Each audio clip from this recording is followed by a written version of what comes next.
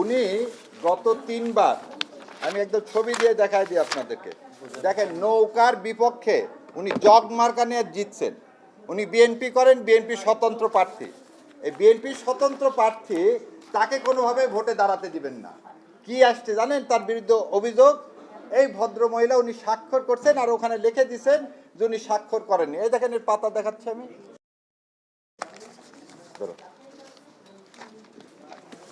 চেহারা দেখা লাগবে না রে। বলছে 1500 নম্বরে এই ভদ্র মহিলা, এদিকে আসে, এই ভদ্র মহিলা স্বাক্ষর করেনি, দেখেন স্বাক্ষর করছে। এবং আরো কি অবাক ব্যাপার, এই মামলায় আপনার প্রিজাইডিং অফিসার বলছে সবারটা ঠিক, একজনেরটা ঠিক না।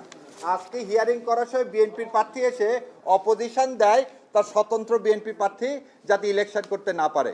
সেজন্য আপনাদের মাধ্যমে বলতেছি সারা দেশবাসীকে, ভোট হচ্ছে একটা আমানত, এবং এইভাবে বিএনপির স্বতন্ত্র প্রার্থীদেরকে এইভাবে ভোট করতে না দেওয়া, এই কনস্পিরেসি, এই ইলেকশন ইঞ্জিনিয়ারিং চলবে না। এই ইলেকশন ইঞ্জিনিয়ারিং করে আর যাই হোক বিএনপি লাভবান হবে না। ওনার মার্কা কি? জগ, আর নিচে কি নৌকা আছে? উনি জগ মার্কা নিয়ে জয়লাভ করছেন।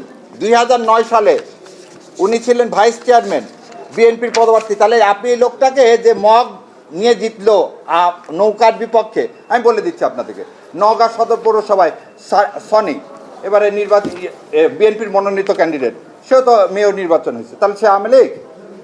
অ্যাডমিটেডলি যার বাবা 2 বার 91-96 সালে বিএনপি থেকে নির্বাচিত এমপি, উনি 3বার চেয়ারম্যান এবং পৌরসভা চেয়ারম্যান হয়েছেন এই ফ্যাসিস্ট আমলেও, তাকে আপনি আওয়ামী লীগ লেভেলাইজ করতেছেন কেন? দেখেন সে ভোটে যদি সে জিতবে, না জিতলে জিতবে না, এত ভয় কিসে? লোককে দেন, লোক ঠিক করুন, ভোট ইঞ্জিনিয়ারিং করেন।